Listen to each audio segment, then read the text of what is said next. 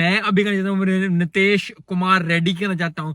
पहला ओडीआई खेला था, पहले ओडीआई में अच्छा 16 स्कोर किया था, तो दूसरे टी20 में चाहिए था उनको, क्योंकि जब एक नया प्लेयर आ रहा होता है उसको चाहिए होता है, 21 साल के लड़के को चाहिए होता है कि यार वो अपना नाम करे।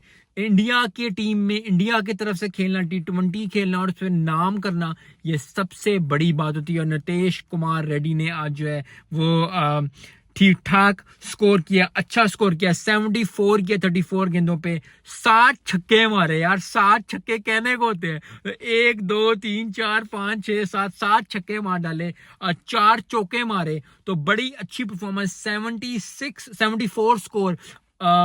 एक्साइटमेंट इस लेवल की है, क्योंकि जब कोई 21-20 साल का लड़का, क्योंकि शायद अफरीदी ने भी इसी तरह किया जब वो छोटे थे, और यहाँ इस तरह के स्कोर, जब इतनी कम उम्र में आप इतनी अच्छी प्रोग्रेस दिखाते हो और इतनी अच्छी इनिंग्स खेलते हो, और वो भी